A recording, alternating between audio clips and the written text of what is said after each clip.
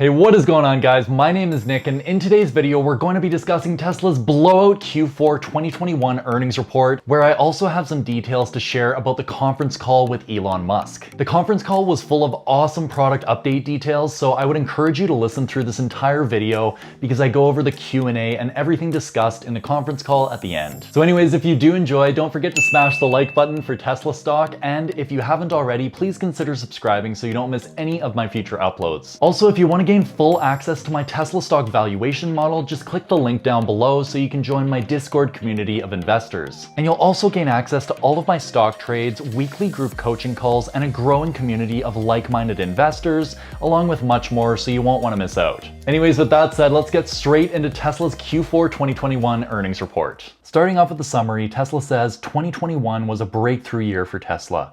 There should no longer be doubt about the viability and profitability of electric vehicles. With our deliveries up 87% in 2021, we achieved the highest quarterly operating margin among all volume OEMs, demonstrating that EVs can be more profitable than combustion engine vehicles. Additionally, we generated $5.5 billion of GAAP net income and $5 billion of free cash flow in 2021, after spending $6.5 billion to build out new factories and on other capital expenditures. Then skipping to the bottom, we see full self-driving or FSD software remains one of our primary areas of focus. Over time, our software-related profit should accelerate our overall profitability.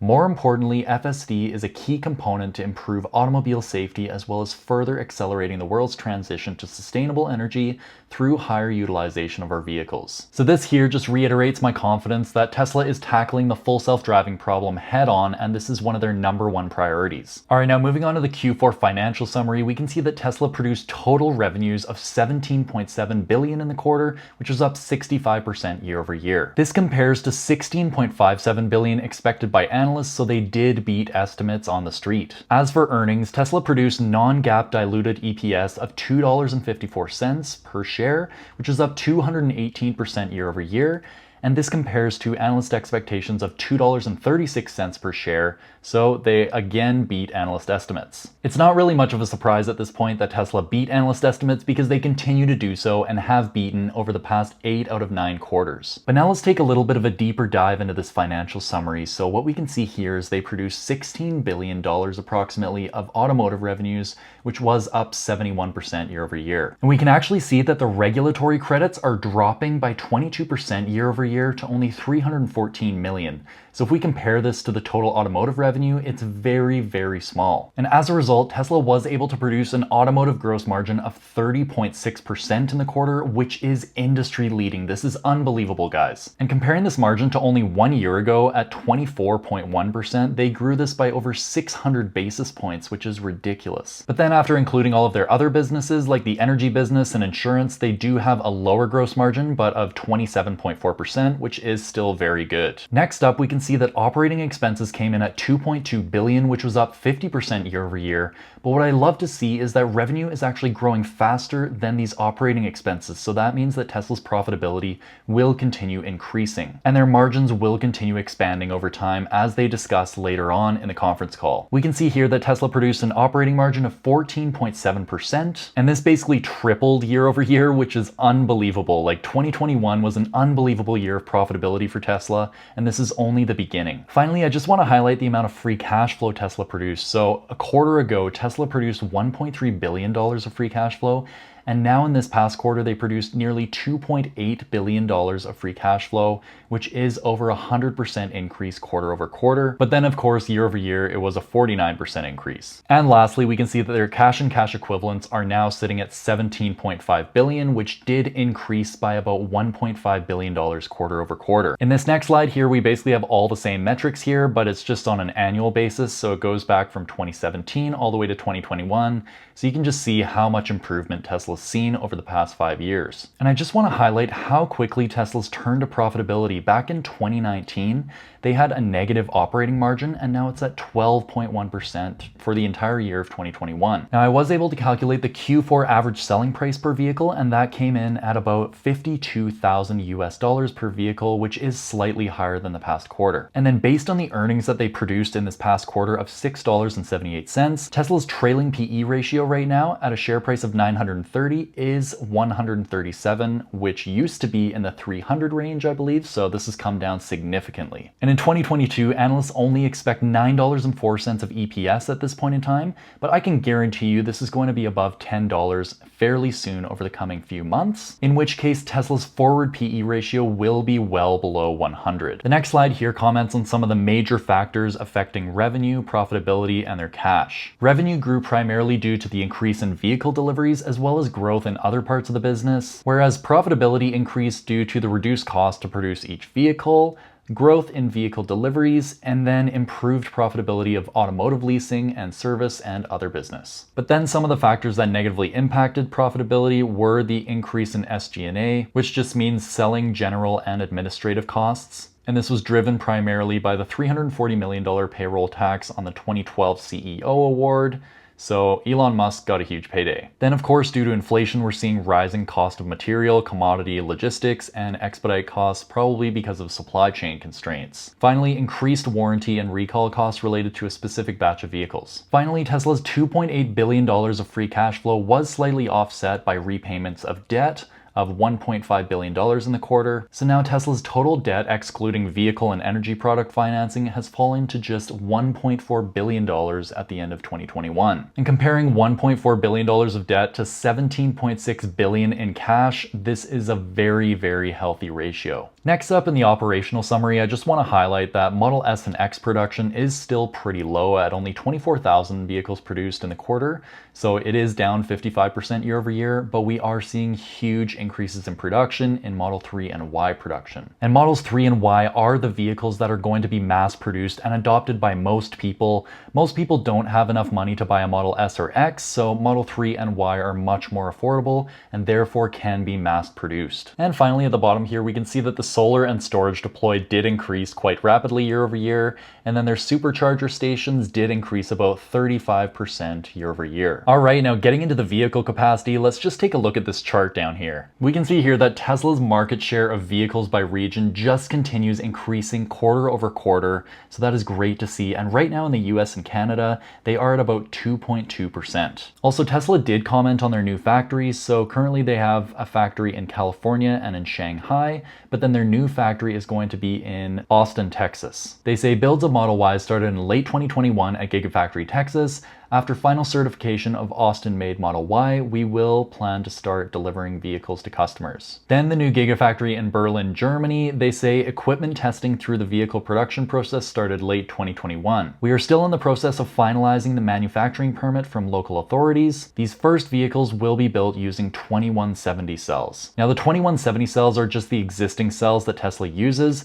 but we are expecting that they do have 4680 cells coming out of Gigafactory, Texas, and I believe they did confirm that in the conference call. Next up here, we can see Tesla's just absolutely destroying their competition in terms of vehicle delivery growth, where basically every other auto manufacturer shrunk in 2020, whereas Tesla actually grew their deliveries. And then again in 2021, that accelerated well above other automakers. And so far for Q4 of 2021, Tesla has the highest operating margin out of every mass production automaker in this list. Finally, I did just want to point out for full self-driving here, Tesla says we successfully increased the number of FSD beta vehicles from a couple thousand in Q3 to nearly 60,000 vehicles in the US today. Now guys, this is huge news because the more vehicles that they have on the road with FSD, the faster they're going to be able to achieve level 4 autonomy. The amount of data they can get from 60,000 vehicles versus just a couple thousand in Q3 is unbelievably more. So this is awesome to see. They're just accelerating the growth with FSD. And updates are still coming out regularly, where they release 7 updates throughout the quarter. Next up, we can see their energy and solar businesses have increased quite rapidly, but this wasn't a primary focus for Tesla in 2021. 2021 was all about growing their vehicle deliveries. Finally, as for the outlook, Tesla says we plan to grow our manufacturing capacity as quickly as possible. Over a multi-year horizon, we expect to achieve 50% average annual growth in vehicle deliveries. The rate of growth will depend on our equipment capacity, operational efficiency, and the capacity and stability of the supply chain. Our factories have been running below capacity for several quarters as supply chain became the main limiting factor, which is likely to continue throughout 2022. Now, this is actually quite good to hear that their factories have been running below capacity for several quarters, because it means there's a lot more room for growth in Tesla. As for the product outlook, Tesla says the pace of production ramps in Austin and Berlin will be influenced by the successful introduction of many new product and manufacturing technologies in new locations, ongoing supply chain related challenges, and regional permitting. We are making progress on the industrialization of Cybertruck, which is currently planned for Austin production subsequent to Model Y. Then of course we have a few photos, as is usual in Tesla's earnings report. So here's some of the new graffiti art that's on Gigafactory Berlin, Tesla's quality control center in Berlin, Tesla's body shop in Berlin, Tesla's general assembly line again in Berlin, and just look at how long that assembly line is. That's ridiculous. And this is the exterior of the Gigafactory in Austin, Texas, so the one that is going to be starting up very soon here. The general assembly line in Gigafactory, Texas, and here we can see they're attaching seats to a structural battery pack, and this is the new technology involved in the Model Y, where they will have the structural battery pack with the 4680 cells. Then we can see there's some new improvements happening in Gigafactory Shanghai, and finally some Tesla semis. So here's the profitability of Tesla since the inception of the company. So basically for all of these years, they were in the negative. And then in 2020, they did produce a slight profit, but it's just exploding in 2021, and this trend should continue in 2022. And again, as we can see, the key metrics for trailing 12 months, profitability is just exploding and is growing exponentially along with vehicle deliveries. All right, now let's get straight into the conference call details that I picked up. First of all, Tesla said that there are new factories coming beyond Berlin and Austin that have already just been built this year. So they will be looking to new locations for new gigafactories towards the end of 2022. And this just re-emphasizes the fact that Tesla will continue growing for years and years on end. Next, Tesla says the chip shortage was better than last year, but supply chain challenges remain. Elon seemed very confident that they're going to see significant growth in 2022 versus 2021, comfortably above 50% growth. And actually down here, I should have moved this point up, but 50% year-over-year growth is achievable with just the current gigafactories, not including Austin or Berlin. So I'm assuming we'll expect another 70 or 80% growth year in 2022. Next up, Elon is confident that FSD will be the main area of profitability for Tesla in the future. And he actually talked quite a lot about the robo-taxi network being a very, very underappreciated area of Tesla. He then goes on to say he's confident in achieving FSD this year with data safety level significantly greater than a human being. So this would mean that Tesla achieves level 4 autonomy within 2022, but honestly, I'm not too sure about that timeline. I think it might take a little bit longer, and Elon Musk is kind of optimistic. Next up, a huge question for me was if 4680 cells are available to begin production, and yes, they are. They're not going to be a constraint to 2022 production plans. They already have tons available. And the first 4680 vehicles will be delivered in Q1 of 2022 from Austin, Texas. They say that the main constraint is going to be the chip shortage in 2022, and this should alleviate in 2023. Then in the future, the main constraint will transition to the battery availability, which is the 4680 cell limitation in future years. Elon says that the regulatory credits will continue to reduce in the next few quarters, and Tesla has been retiring legacy and high interest debt with the free cash flow that they've been making. So this is really good to see that they're lowering their amount of debt, lowering their interest payments, and they have tons of cash on the balance sheet. Moving forward, rising commodity prices will have an impact on their margins due to inflation putting the pressure on the cost of goods sold. And finally, there is going to be rapid development of FSD moving forward, and the software profits will add to the margins significantly, which could actually offset these rising commodity prices. As for product roadmap, this is the part that Elon Musk led, and he said that the focus for 2022 is scaling the output of vehicles. Elon said that if they introduced new vehicles last year, total vehicle output would have decreased, mainly due to the chip shortage, as many resources went to rewriting code and other supply chain issues. So therefore, Tesla was able to grow at nearly 90% for production in 2021, while nearly every other auto manufacturer shrunk. And unfortunately, Elon said that there are not going to be any new vehicle models in 2022 because they are parts constrained, but that there is tons of engineering going on in the background to improve new vehicles such as the Cybertruck, the Roadster, etc., which could hopefully be in production in 2023. And I was very surprised to hear this next part, but Elon says that the most important production development this year is Optimus humanoid robot, which could be more significant than the overall vehicle business over time. So Elon is very bullish on the recent announcement of the humanoid robot that they did announce at the AI Day presentation. And the reason why he's so bullish is because there would no longer be any labor shortage issues anymore, and this would be a huge breakthrough for society and Tesla. All right, now moving on to the Q&A, the first question was, is there a new $25,000 car in development? And unfortunately, Tesla said that they're not currently working on it. They have too much on their plate right now. And then Elon also said that it's basically the wrong question to ask. The better question is, when does the cost of transport drop due to FSD taking over? Because once you can rent out your car through a robotaxi network, the cost of that vehicle is going to drop significantly, most likely by a factor of 5 or more, is what Elon said. So then the need for a $25,000 car is not even justified at that point. Second, will perpetual and term licenses become available for FSD instead of per vehicle licenses? And basically the short answer is no. Third, is Dojo on track for summer of 2022? Elon said yes, they will do something useful for the summer with Dojo, but Dojo is not necessary for FSD. This is used for cost optimization and improvement for training AI models faster. And in the future, Tesla will offer it to other companies. They'll license it so that other companies can optimize their neural net training. So this should be a huge profit driver for Tesla long term. Fourthly, what will be the first use of the Tesla bot? And Elon said that Optimus will be used within the factory first at Tesla and then applied to the real world, because if Tesla can't find it useful, then obviously other people won't either. Fifthly, when will Tesla insurance be rolled out to the entire US and then to other parts of the world? So currently only 5 states have adopted Tesla insurance, and so far they've seen that the frequency of collisions is lower for people who have this feedback loop with Tesla insurance,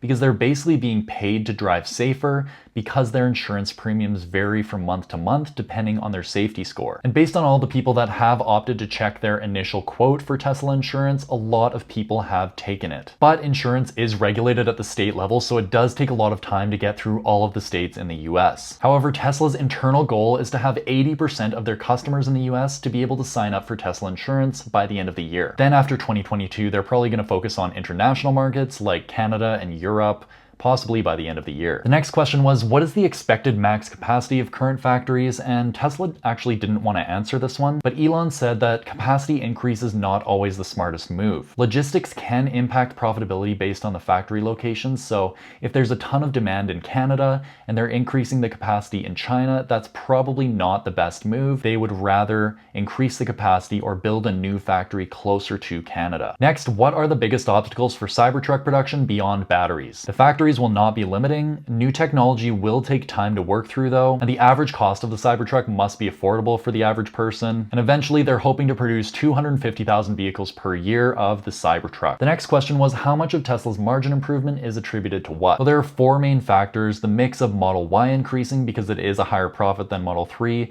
the localization in China, which had positive impact on profit margins, the transition to new Model S and X production, and then various price increases throughout the year have helped. But the new factories will unavoidably add costs to the business within 2022, which may be offset by the increased margins from the software perspective. And then again, Elon said that everything pales in comparison to the robotaxi network profits, so he seems very bullish on this part. Next up, can level 4 autonomy be achieved this year? Elon said that Dojo is not required for FSD, and being safer than a human is a low standard for level 4 in 2022. He also said that FSD beta interventions per mile are trending downwards towards a very small number, and pace improvement is fast. He also said that profound improvements are coming to the FSD stack in the next few months. Finally, he said he would be shocked if we didn't achieve FSD safer than a human in 2022. The third last question was basically what's happening with Megapack. And to be honest, I don't know too much about this, but they said that they're transitioning towards an iron-based solution over time, and basically that the vehicle business took priority over the energy business in 2021. But long term, Elon Musk sees a multi-terawatt-hour energy business, which will be huge. And they will of course continue to grow that energy business in 2022, but maybe not double or triple. And eventually they will be needing to grow the energy business faster than the vehicle business to supply all of the batteries to the world as well as their own vehicle business. The second last question was, how does Tesla organize their R&D efforts? And it was kind of funny. Elon Musk laughed at this question. He said they don't have any research centers or incubators for product development, and they don't consider R&D as a separate thing from manufacturing. It is all in one at Tesla. The offices are basically integrated into the factory at Texas, they're just sitting there looking over the factory, so everyone is very close to the frontline workers. And I think this is one factor that gives Tesla a competitive advantage, because all of the teams are integrated so well at Tesla and they're all ready to make an improvement on the front line. The last question was how much deferred revenue has been drawn down from FSD this year? And again, Elon Musk didn't really want to answer this question. He said, don't look out the rear view mirror, you should be looking out the front windshield. And I agree, like it doesn't really matter how much revenue they drew from FSD this past year. I mean, it's not even a completed technology and they're already making revenue from it. So it's like you should be looking at the future opportunity and the future robo-taxi revenue that is going to be generated, and this will be insane. Elon says nobody will take the bus when robotaxi is available. It will be much cheaper in Elon's opinion. And he says that people do not understand how profound a change this will be. Even if the cost of Tesla cars don't change at all, they will still sell as many as they can make. And this was in response to a follow-up question, basically saying, well, if you don't have that $25,000 car coming out, like, are you still going to be able to sell all of your cars? Are you going to have enough demand? And then Elon Musk was basically reassuring everyone they're always going to have demand. Anyways, that is the end of the conference call and the earnings report, so let me know what you thought below. Overall, I've just become more and more bullish on Tesla, especially after this recent earnings report, so it's great to hear that the company is progressing well. The new factories are coming online very soon, and Optimus subprime is going to be a huge part of Tesla's future. So again, don't forget to smash that like button for Tesla stock, and if you haven't already, make sure to subscribe down below so you don't miss any of my future uploads. And with that said, I will see you guys in the next one.